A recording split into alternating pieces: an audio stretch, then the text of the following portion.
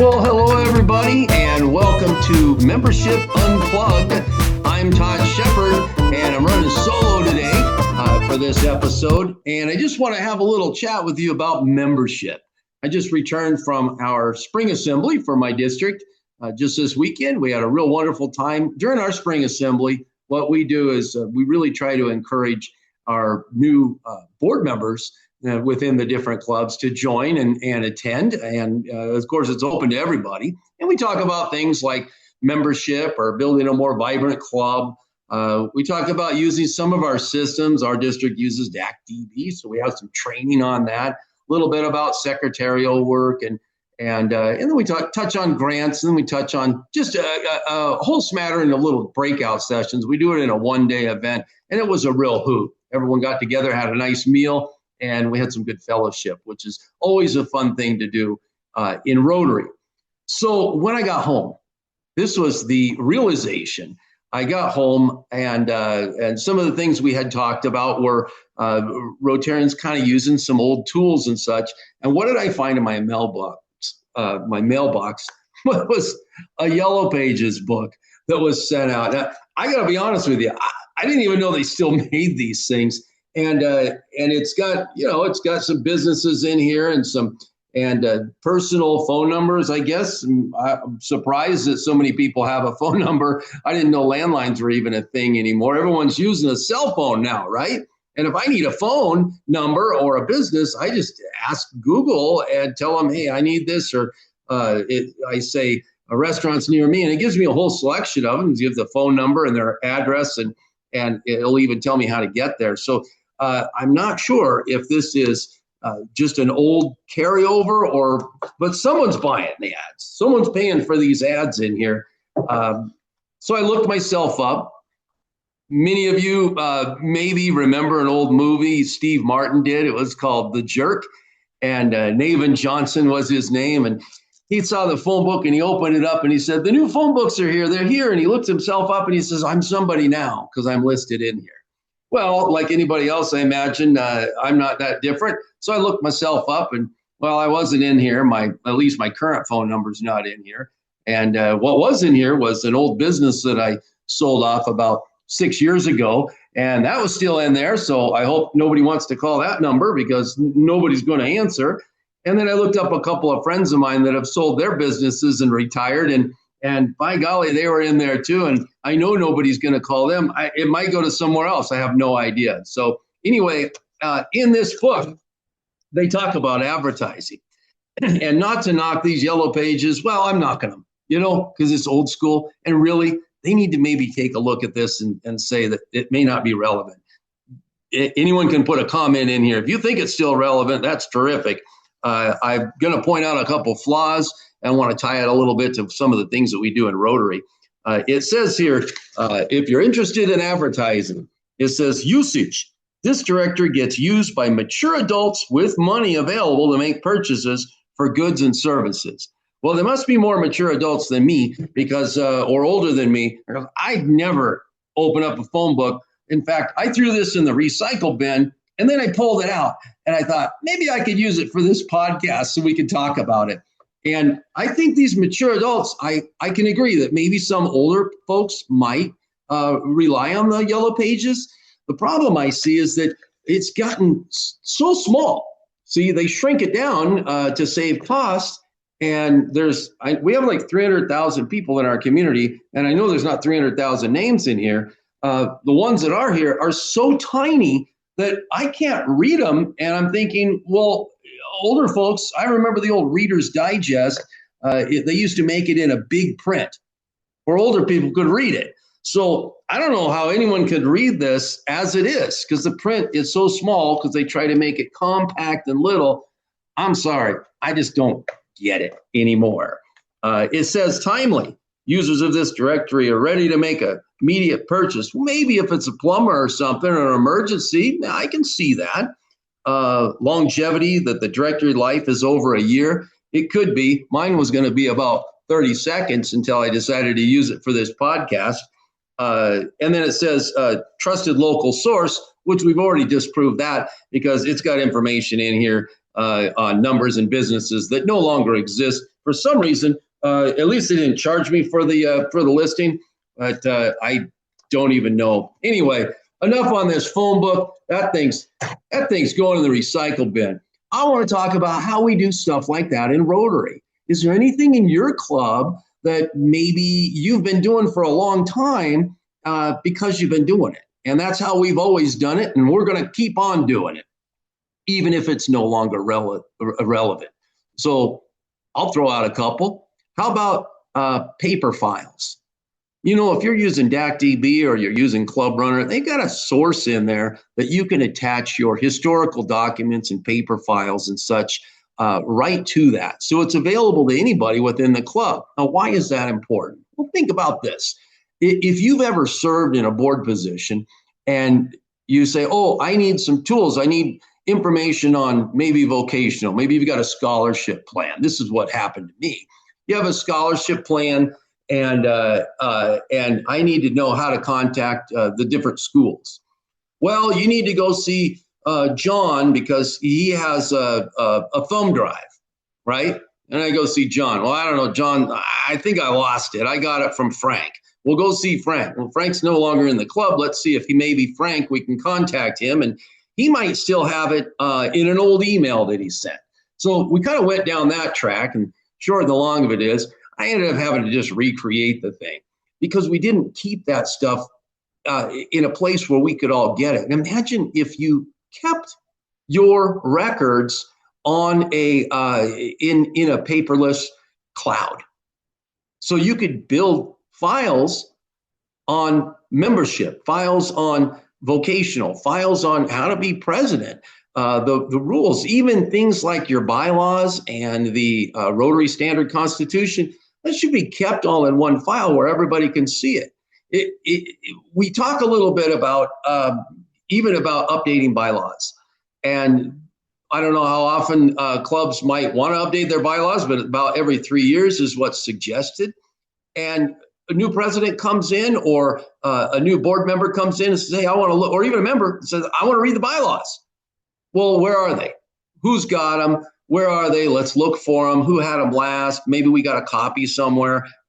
That's just ridiculous when that could all be kept in the files that are there for you. And normally cloud has like unlimited. So all of those could be kept and be shared as you move forward. So if you're in a position to do things like that, maybe consider finding a way to make these things paperless and get them up in the cloud. And that's going to help keep the club and board meetings from having to repeat the same old thing again or looking for new information. It just makes sense. So I'd also like to think about other things that we're doing. Maybe there's an event that you put on every year, and maybe it's worth taking a look at that. Do you do this event every year because it's something you've always done and it's something you're known for? The way you need to look at it now is rely on what we call the Rotary Action Plan. Rotary Action Plan talks about impact. So we review the impact of that event or that fundraiser to find out if it's really making a difference. Does it have an impact, or do we just keep doing it because we've been known for it? And some of the older members that really embraced it way back when, they felt that it was a good thing, and they still think, well, we got to keep on doing it. A good way to tell if something's not relevant is to look at your membership. If you've got the older group is really pushing for it, yet maybe they're not in a health position to be able to do all the work. Maybe it's a cleanup project or it's a big event you're putting on, and they just aren't able to do that. They can still do some of the paperwork or guidance, or they can tell people we need to do it, but they're not able to. And then you've got the newer group, maybe some younger members or newer Rotarians. They're not doing it. They're not wanting to participate for some reason. They conveniently have some sort of something come up. I got to wash my hair this weekend or whatever it is. They can't attend this event. There's a good chance that maybe they're not attending the event because they don't see the impact in doing it. It's like, yeah, I know we do this and we're known for it, I just don't see that I want to invest my time to do something that I don't see where it's making an impact across the globe, in our community, or in ourselves. So that segment of your club isn't engaging. So all you got left is that small group of people, the regular ones that always go out and do it. And the reason they're doing it is because the older group might be telling them, hey, we have to do it because we've done it forever. And the younger group's not doing it. So they're like, well, somebody has to do it, so we'll do it. And then you get this group of people that are the ones that are always doing the work or doing that. And then what do? Well, they grumble about it. So they're not feeling good about it. So their overall experience is not a positive one. The newer group is avoiding it, so they're not doing any engagement, and the older group is getting their way because we've always done it, and they're not participating. So think about that. Are you doing old age things because you've always done them, or are you doing them because there's an impact? So I would stress that we want to take a look at stuff like that, and maybe there's more. So put something in the comments if you've got something else that you'd like to shout out about, or something where you've made a change. All right. So the same thing goes on with your meetings. Are there things in your meetings that you're doing every time that a lot of your clubs like maybe not really into anymore? Now, we can touch on several things. A lot of clubs do a prayer or a pledge of allegiance, and that's great. My club does stuff like that. But we may want to pull our club and find out, do you like this kind of thing? Some clubs do a sing-along, which might have been fun at one time, but maybe it's not attractive to newer members. Some clubs do some sort of sheriffing or judging or whatever, and they have some fun with it to raise a few dollars. That can always be a hoot. Some clubs maybe will go out and they'll find someone for talking about their own business. By golly, why would we do that? If you think about it, that whole area of getting down on someone for talking about their business and how they raise their income, or talking about being able to promote themselves or even network, why would we stop someone from doing that? You know, financially healthy Rotarians are good Rotarians. So some things to consider, and these are great conversations to have with your club. So if you're looking at ideas like that, I got a list to go on and on. I'm going to keep this short.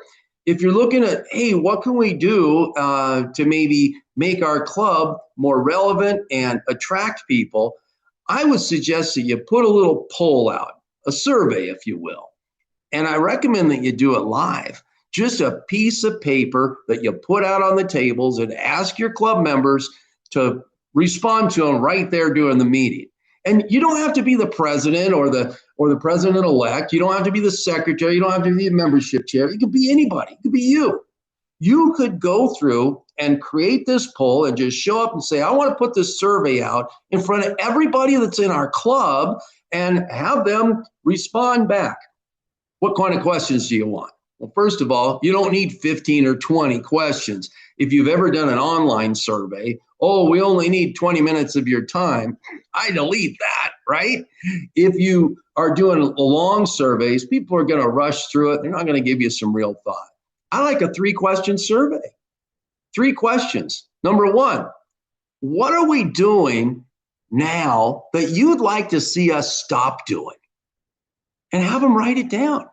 You might find that your club doesn't like something, and that's a good time to talk about eliminating it. It's your club's club. It's the way you want to run it. You can do it any way you want.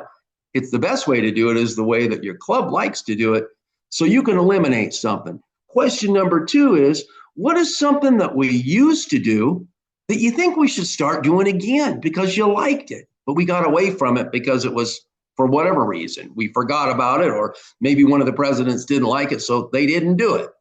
So you want to find out what are the kind of things that you would like to see us do. And you could also include in there, or something that we haven't done that you've seen that you'd like to see us do. So that kind of a poll question. And then the third question, I like to tie membership in. I would ask them, hey, what is one barrier that's holding you back from inviting someone in to Rotary? Now they're going to give you some sort of a response. You might see, it might be money, it might be time, it might be the days that you meet. Those are good things to learn to find out what is it that's holding people back from bringing in another member. I've seen people not bring a guest in because they thought that maybe the person wouldn't be interested. And as a matter of fact, when I joined Rotary, I ran into several people that I already knew. And one guy came up and said he was embarrassed that he never invited me. He said, "Oh, I didn't think you'd be interested." And I've been a Rotarian ever since. And I always thought that was a little interesting that he prejudged what he thought I would like. He didn't know that I'd like the fun and the fellowship and the ability to make a difference in this world. That's what I wanted. That's what I was seeking. And that's why I'm in Rotary. So anyway, how do we have these conversations? I'm going to put a little pitch out here for the North America Club Creation Team. North America Club Creation Team is a simple app. You download it, or you can download it on your phone or on your computer. It's clubcreationteam.org. Go in there and open up that app, set up your little account. It'll ask for your email and your phone number, that type of thing. And now you've got an account. This is open to anybody, any Rotarian, and it's absolutely free. What'll happen is you'll book a step one and you'll be connected with a member of the team. You'll be able to schedule a date at a time that works for you, just right there on the app. You choose a date and time, an appointment will be set, and you'll meet with a team member. There's about 30 of us that meet on the team. And what we'll do is we'll meet with you 15 to 25 minutes, and we can start what's called a club refresh.